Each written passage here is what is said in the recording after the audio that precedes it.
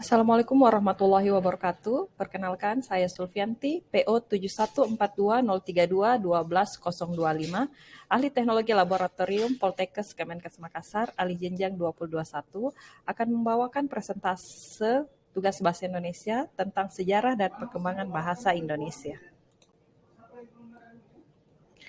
Sejarah dan perkembangan bahasa Indonesia.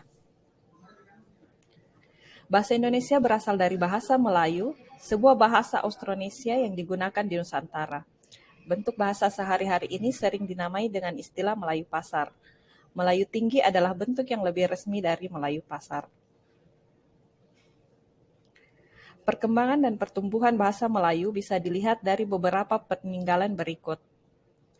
Tulisan yang terdapat pada batu nisan di Minyan Tujo, Aceh pada tahun 1380 Masehi, Prasasti Kedukan Bukit di Palembang pada tahun 683 Masehi, Prasasti Talang Tuo di Palembang pada tahun 684 Masehi, Prasasti Kota Kapur di Bangka Barat pada tahun 686 Masehi, dan Prasasti Karangbrahi Berangko Merangi Jambi pada tahun 688 Masehi.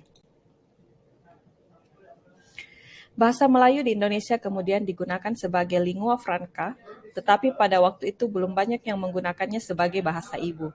Bahasa ibu masih menggunakan bahasa daerah yang jumlahnya mencapai 360 bahasa. Pada awal abad ke-20, bahasa Melayu pecah menjadi dua. Di tahun 1901, Indonesia di bawah Belanda mengadopsi ejaan Van Ophuijsen, sedangkan pada tahun 1904, Malaysia di bawah Inggris mengadopsi ejaan Wilkinson.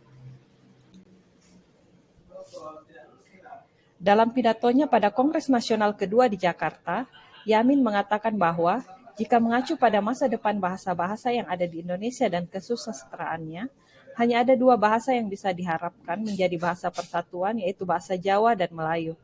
Tapi dari dua bahasa itu, bahasa Melayulah yang lambat laun akan menjadi bahasa pergaulan dan bahasa persatuan.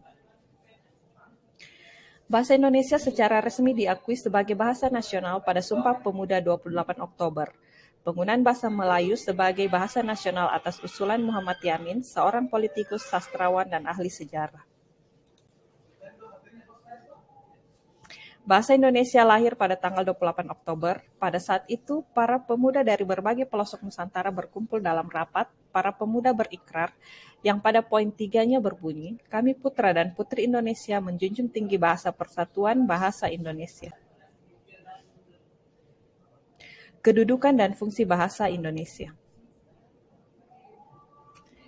Sebagai bahasa nasional, dalam kedudukannya, bahasa Indonesia memiliki fungsi sebagai lambang kebanggaan nasional, lambang identitas nasional, bahasa persatuan berbagai suku bangsa yang memiliki latar belakang bahasa dan budaya yang berbeda, dan bahasa perhubungan antara berbagai wilayah di Nusantara.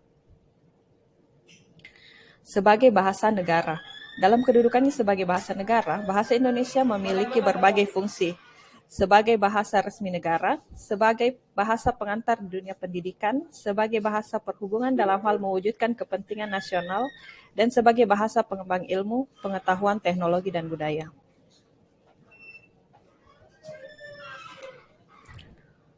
Terima kasih atas waktu Anda. Demikian presentasi yang dapat saya lakukan. Lebih dan kurangnya mohon dimaafkan. Assalamualaikum.